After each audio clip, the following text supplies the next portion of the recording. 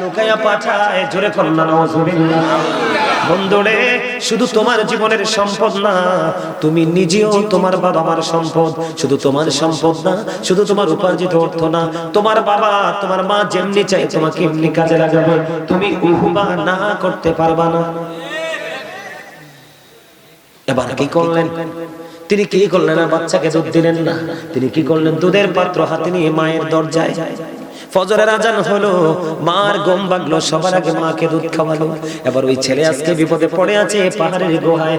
আল্লাহকে একটা ডাক দিয়ে বলেন, আল্লাহ ওই দিন আমার মায়ের প্রতি ভালোবাসা, আমার বাবার প্রতি ভালোবাসা যেইটুকু ছিল, এটা আমি একমাত্র তোমার হুকুম মান্য করেছি। তুমি না বলেছো মা বাবার সাথে ভালো আচরণ করতে, মা বাবাকে সর্বোচ্চ মর্যাদা দিতে, এই জন্য তোমাকে খুশি করার জন্য ওই দিন ব্যবহার করেছিলাম সুন্দর মা বাবার সাথে।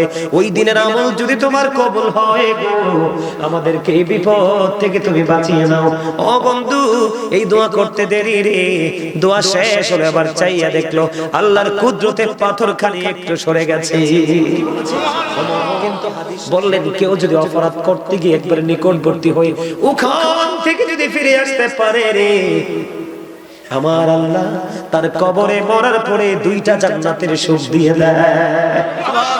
কয়টা জান্নাত?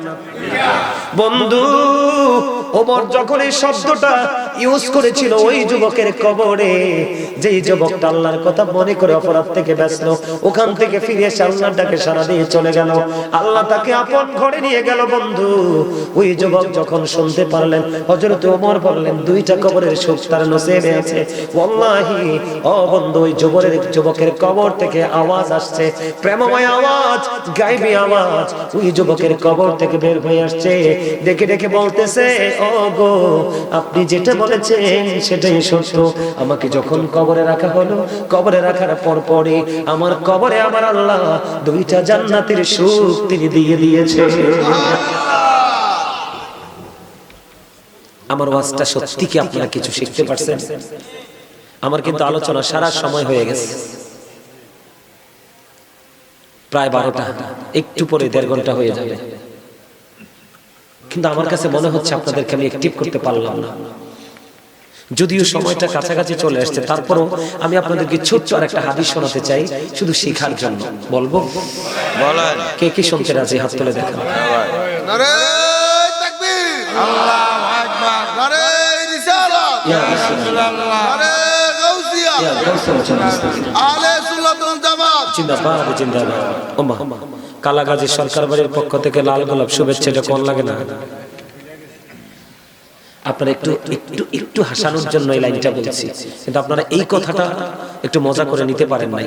আমি বলি, খাবারে লবণ না দিলে যেমনি খাবার মজা হয় না, ঠিক তেমনি আপনি যতক্ষণ না পর্যন্ত প্রেমিক হতে না পারবেন ততক্ষণ আল্লাহ রাসূলের গোলামি আপনার কাছে মজা লাগবে না। আর যতক্ষণ আপনি প্রেমে পড়তে না পারবেন ততক্ষণ মজা লাগবে না। আর মজা যতক্ষণ না পাবেন ততক্ষণ আপনাকে পৃথিবীর কেউ আপনাকে আল্লাহ রাসূলের দিকে ধাবিত করতে পারবে না। আমল করার আগে একটু প্রেম করতে হবে। কার সাথে? আল্লাহ এবং আল্লাহ রাসূল। আগে প্রেম রাসূলের সাথে করতে হবে। কার সাথে? কারণ আমি বলছি না, আল্লাহ বলেছেন, সে বলুন, ইফ ইউ টু লাভ আল্লাহ, যদি তোমরা আল্লাহকে ভালোবেসে থাকো, ফলো মি মুহাম্মদ সাল্লাল্লাহু আলাইহি ওয়াসাল্লাম, মুহাম্মদ সাল্লাল্লাহু আলাইহি সাল্লামের অনুগত হয়ে যাও, আল্লাহ উইল লাভ ইউ, আল্লাহ তোমাদেরকে ভালোবাসবে, এন্ড ফরগিভ ইউর সিনস, আল্লাহ তোমাদের সমস্ত জীবনের গুনাহ মাফ করে দিবে। আগে রাসূলকে চিনতে হবে, কারণ আল্লাহ পর্যন্ত যাওয়ার সরাসরি কোনো রাস্তা নাই রাসূল ছাড়া। আপনি আপনার বাজারে যাওয়ার কোনো সিস্টেম নাই, রাস্তা যতক্ষণ পর্যন্ত না চিনবেন। রাস্তা চেনার পরে দ্বিতীয়ত কাজ হলো আপনাকে বাহন তৈরি করতে হবে। ঠিক প্রক্রিয়াটা এরকমই। আল্লাহর কাছে যেতে হলে রাসূল লাগবে, রাসূলের কাছে যেতে হলে রাসূল ওয়ালা, যোগ্য, দক্ষ, টেকসই আলেম লাগবে। আপনি যদি জীবনে 1 কোটি বন্ধু আপনি বানান না, কোনো সমস্যা নাই। এসপি, ডিসি, এমপি, মন্ত্রী, কোন দেশের প্রাইম মিনিস্টার আপনি প্রেম করেন, কোনো সমস্যা নাই। কিন্তু আপনার জীবনে একজন হক্কানি আলেমের সাথে প্রেম করবেন। আল্লাহ বলেছেন, join with my dear people, come to my paradise. Allah বলেছেন, join with my dear people, আমার প্রিয় লোকেদের সাথে যুক্ত হও, কাম টু মাই প্যারাডাইস, আমার জান্নাতে চলে আসো। সুবহানাল্লাহ। সুবহানাল্লাহ। সাধারণ মানুষ হক্কানি আলেমদের সাথে, হক্কানি আল্লাহর ওলিদের সাথে প্রেম করা তাদের নাজাতের জান্নাতের দলিল। এটা আমি বলেছি ইংলিশে, আল্লাহ বলেছেন ফাদখুলি ফি ইবাদি ওয়াদখুলি জান্নাতি। অস্বীকার করার কোনো সুযোগ নেই। কি বুঝতে পারছেন? যদিও আমার সময় শেষ, তারপর আমি আপনাদেরকে ছোট্ট একটা হাদিস শরীফ শোনাবো শিখার জন্য। কিসের জন্য? ওই হাদিস শরীফটা যদি বুদ্ধিমান হন, যদি ইন্টেলিজেন্ট হন, যদি ভেরি ক্লেভার হন, ভেরি এক্সপেরিয়েন্স ম্যান হতে পারেন, তাহলে আপনার জন্য গুরুত্বপূর্ণ একটা মেসেজ ওই হাদিসটা থেকে আপনি পেয়ে যাবেন। বন্ধুরে আমার, তিনজন লোক সফরে বের হলো। হাদিস শরীফের মধ্যে এসেছে কয়জন? তিনজন লোক বন্ধু সফরে বের হলো। তিনজন লোক যখন সফরে বের হয়ে গেল, সফরে বের হওয়ার পরে তারা সফর করতে করতে করতে করতে বন্ধু তারা কি করলেন? একটা গুহার মধ্যে ঢুকে গেলেন। গুহার মধ্যে যখন ঢুকে গেল, খেয়াল করেন বন্ধু, গুহার মধ্যে ঢুকলো, তার মানে অনেক ভ্রমণ করেছি, ক্লান্ত হয়ে গেছি। কি কথা বলেন না কেন? উপর আসেন, উপর উপর উপর উপর আসেন। আমার একজন মহব্বতের মানুষ পাইছে, আমারে খুব আদর করে। আমি কিন্তু ওনার মসজিদে নামাজ পড়াইছি, জুমার নামাজ। মারহাবা বলেন। ওনার কাছ থেকে অনেক সম্মান এবং মহব্বত পাইছি।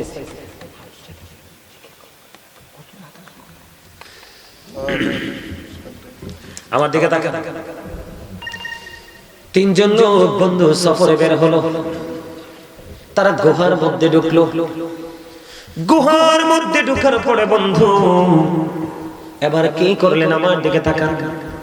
তারা যখন গুহার মধ্যে ঢুকলো, তিনজন লোক ঢুকতে দেরি আল্লাহর পক্ষ থেকে কুদরতি এক বিশাল পাথর এসে ওই যে প্রবেশ পথ ছিল গুহার, ওই প্রবেশ পথটুকু বন্ধ করে দিছে। কি করে দিছে? এটা কি বিপদ না? ভয়ঙ্কর বিপদ। বন্ধু, যখন এই পাথর পড়ে গেল, তিনজন মনে মনে চিন্তা করলো, আমরা যে বিপদের মধ্যে পড়লাম পৃথিবীর কেউ তো জানে না, একমাত্র জানে আল্লাহ। এমন পাথর পৃথিবীর কেউ ওই পাথর সরাতে পারবে না যদি মাত্র আল্লাহ না সরান। তিনজনের মধ্যে চিন্তা হলো, ও যুবক বন্ধু, এই গ্রামের মানুষ, আমি আপনাদেরকে বলে দিতে চাই, যদি আপনি সফল হতে চান এখনই আপনাকে সচেতন হতে হবে। আমি বলছি না আপনি দুনিয়া করবেন না, কাজ করবেন, বেতন নেবেন, ভালো খাবেন, ভালো পড়বেন, আত্মীয় স্বজন পাড়া প্রতিবেশীর সাথে ভালো সম্পর্ক রাখবেন, তবে সবার আগে আল্লাহ এবং রাসূলের সাথে সম্পর্ক রেখে। ঠিক না ঠিক? এবার তিনজন তারা বলে যে আমরা যে বিপদে পড়লাম কেউ তো জানে না। তিনজনের মধ্যে একটা পরামর্শ হলো।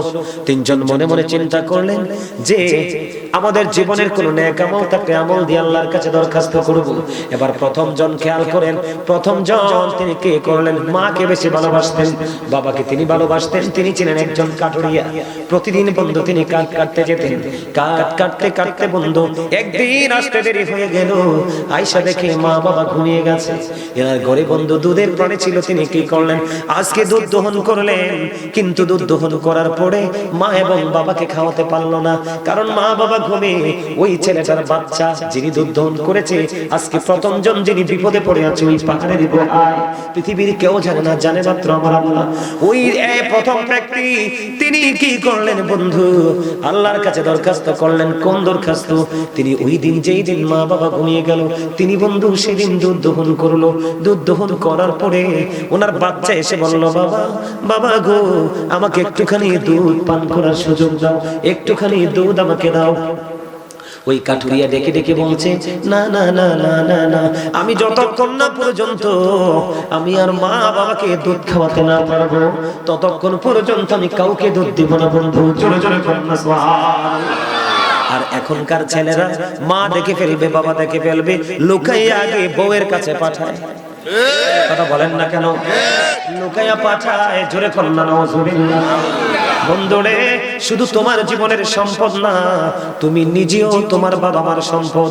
শুধু তোমার সম্পদ না, শুধু তোমার উপার্জিত অর্থ না, তোমার বাবা তোমার মা যেমনি চাই তোমাকে এমনি কাজে লাগাবে, তুমি উহুবা না করতে পারবা না। এবার কি করলেন? তিনি কি করলেন? আর বাচ্চাকে দুধ দিলেন না। তিনি কি করলেন? দুধের পাত্র হাতে নিয়ে মায়ের দরজায় ফজরের আজান হলো, মার ঘুম ভাঙলো, সবার আগে মাকে দুধ খাওয়ালো। এবার ওই ছেলে আজকে বিপদে পড়ে আছে পাহাড়ের গুহায়। আল্লাহকে একটা ডাক দিয়ে বলেন, আল্লাহ ওই দিন আমার মায়ের প্রতি ভালোবাসা, আমার বাবার প্রতি ভালোবাসা যেইটুকু ছিল, এটা আমি একমাত্র তোমার হুকুম মান্য করেছি।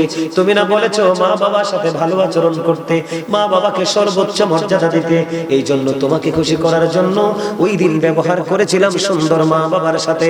ওই দিনের আমল যদি তোমার কবুল হয় গো, আমাদেরকে এই বিপদ থেকে তুমি বাঁচিয়ে নাও। ও বন্ধু, এই দোয়া করতে দেরি রে, দোয়া শেষ হলো, আবার চাইয়া দেখলো আল্লাহর কুদরতে পাথরখানি একটু সরে গেছে।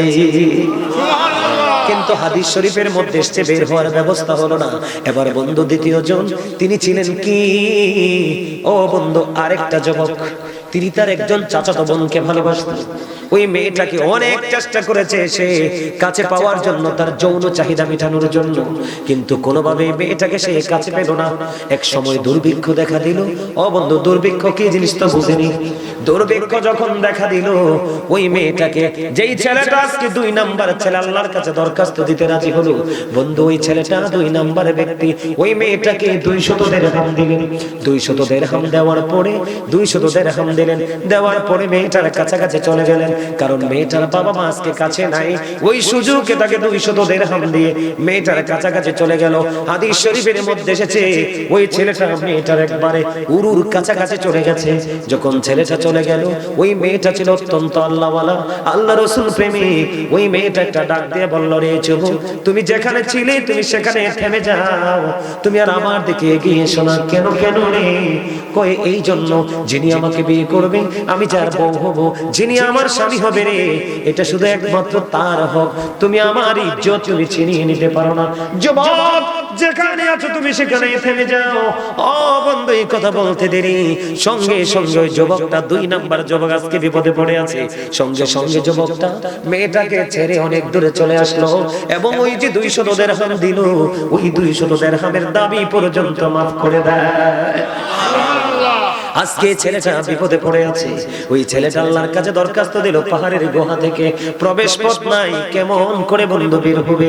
আমার আল্লাহকে ডাক দিয়ে বললেন, মালিক ওই দিন যে কাজটা করেছিলাম, ওই কাজটা একমাত্র তোমার সন্তুষ্টির জন্য করেছিলাম, ওইটা যদি তুমি কবুল করে থাকো গো, তাহলে আজকের বিপদ থেকে আমাকে উদ্ধার করো। দোয়া শেষ হইতে দেরি রে, এবার চাইয়া দেখে বন্ধু রে, পাথরখানি আরো একটু সরে গেছে। আপনাদের সুবহানাল্লাহ আপনারা বলেন তো, এই যে মুরব্বি বলেন তো, তার সুবহানাল্লাহ কি মজা হইছে? আফসোস, ওজন তো বুঝেন নাই। ছেলেটা মেয়েটার একবারে কাছাকাছি, তাদের মনের আশা পূরণের একদম ধার প্রান্তে, কিন্তু মেয়েটা আপত্তি করলো। দুজনের মধ্যে কত আল্লাহ রাসূলের প্রতি প্রেম, দুজন দুজনকে ছেড়ে আজকে সে বিপদ। আল্লাহকে ডাক দিলেন, আল্লাহ আজকে পাথর সরিয়ে দিলেন। জোরে কর না সুবহানাল্লাহ। এই ছেলের কি কবরে ভয় আছে? না, নাই তো। এবার বন্ধু তৃতীয় জনের আমল দেখেন, আমার দিকে তাকান। আমাদের দেশে আমরা অনেক কাজের লোক দিয়ে কাজ করাই কিনা? আমরা কিন্তু কাজের লোককে 2 টাকা কম দিতে পারলে খুশি হই।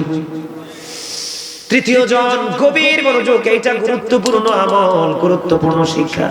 এইটা যদি আপনার জীবনে গুরুত্বপূর্ণ জায়গায় দাঁড়িয়ে যায়, আপনার লাইফ বন্ধু পুরোপুরি আলোকিত হয়ে যাবে। জোরে জোরে বলেন না সুবহানাল্লাহ। তৃতীয় জন একজন রাখাল, একজন কাজের লোক ছিল। তার কাজ করার পরে তার কাছ থেকে তিনি কিনেননি, বেতন নেননি। বেতন না নিয়ে তিনি চলে গেলেন। বেতন না নিয়ে বন্ধু তিনি চলে গেলেন। কি করলেন? বেতন না নিয়ে তিনি চলে গেলেন। চলে যাওয়ার পরে অনেক পরে তৃতীয় জন তিনি মালিকের কাছে ফিরে আসলো, এসে বলল, মালিক আপনার কি মনে পড়ে গো, আমি আপনার এখানে একদিন কাজ করেছিলাম, এখান থেকে কিন্তু আপনার এখান থেকে কাজ করে আমি বেতনটা নেইনি, আপনার কাছে বেতনটা রয়ে গেছে, আপনি কি আমার বেতনটা আজকে আমাকে ফিরিয়ে দিবেন? এবার ওই তৃতীয় জন তিনি বললেন, ওই যে মাঠের দিকে নজর দাও, মাঠের দিকে নজর দিয়েছে, দেখো ওই যে পশুগুলো আছে সবগুলো পশু তোমার। সুবহানাল্লাহ বলেন না।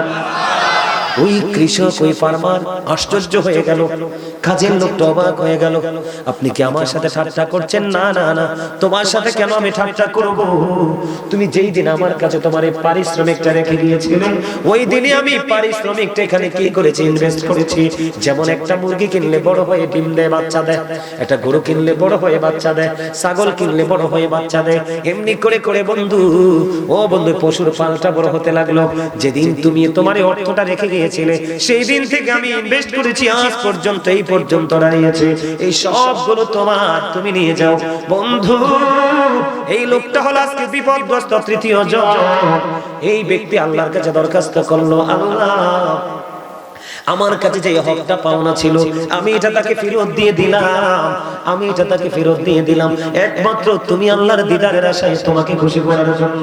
ওইটা যদি তোমার কাছে পছন্দ হয় গো, আজকে আমাদেরকে বিপদ থেকে উদ্ধার করো। দোয়া শেষ হইতে দেরি রে, আল্লাহর কুদরতে পুরো পাথর সরে যায়, তারা সবাই বিপদ মুক্ত হয়ে নিরাপদ হয়ে যায়। হিসাব কিছু বুঝতে পারছেন? এই চরিত্র আমাদের মধ্যে থাকবে কখন?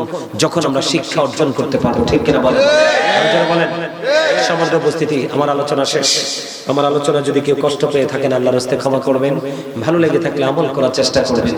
আমি এখন একটু জিকির করব, জিকির করে আমি কিয়াম করব। কিয়ামে যখন দাঁড়াবো, আপনারা সবাই নিজ নিজ দায়িত্বে ভাবে কাতারবদ্ধ হয়ে যাবে। রাজি আছেন? রাজি আছেন?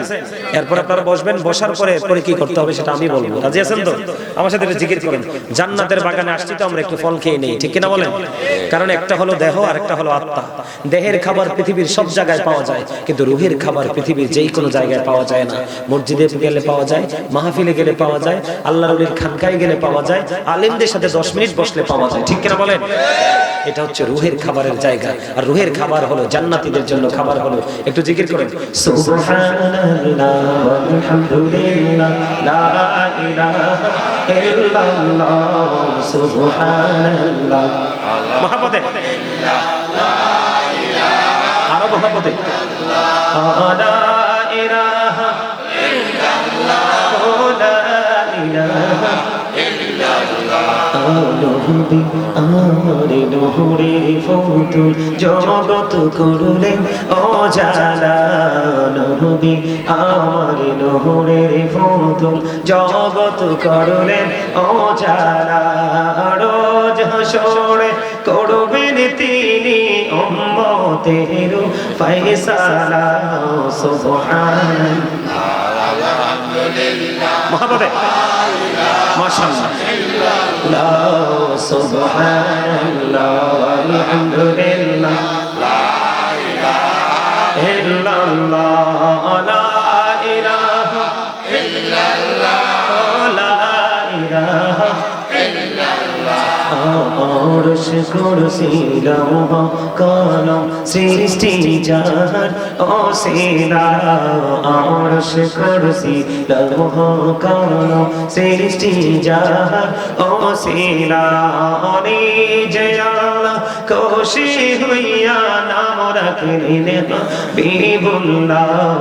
সুবহানাল্লাহ আলহামদুলিল্লাহ লা ইলাহা ইল্লাল্লাহ